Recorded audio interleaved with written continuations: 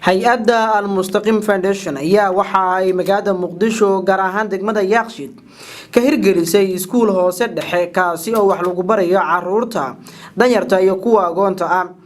madal lagu furayay iskuulkaasi oo ay ka soo qayb galeen mas'uuliyiin kala duwan iyo sidoo kale marti sharaf lagu casuumay oo dadka deegaanka u badnaa ayaa waxa ay ka dhacday xarunta iskuulka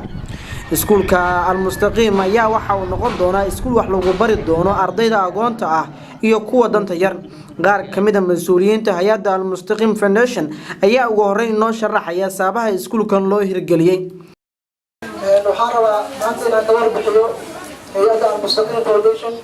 iyo maraaxiisha ay marayso iyo hadda meesha ay joogto marka la arday halka hay'addu waxaa la aasaasay sanadkii 2017 waxay soo martay marxalado kala duwan ilaa maanta ardaysaan arkay taagan tahay oo iskuul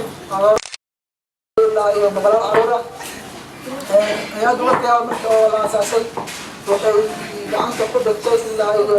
taageero ay ku bilowday kadib 23 meelaha sidoo marayso ayaa hay'addu waxay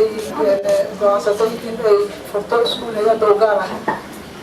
intaas ka bacdi hay'addu hay'ad samafal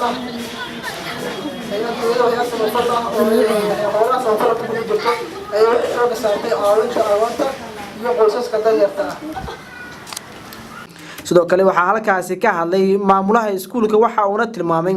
in tani ay tahay bilow isla markaana ay rajeynayaan in goobo kale oo hor leh ay ku sii fidaan isla markaana ay ka hirgeliyaan iskuulo kan la mid ah oo ay mataqaanaa ay noqdaan mataqaanaa masaajidaas oo kale oo ay raqisayo kale insha Allah ta'ala marka khayraha si Amerika waa dad soo bilaabay asad shaxsan jaamici oo mareynayna oo mataqaanaa oo marsoota jooga mareynayna oo Allah mataqaanaa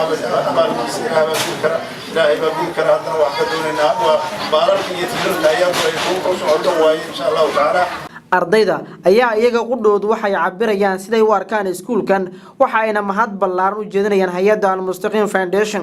sidoo kale waxa halkaasi hadallo kooban ka jeediyay qaar kamid ah waalidiinta dhalay caruurta agoonta ay xafladaasi ka soo qayb galay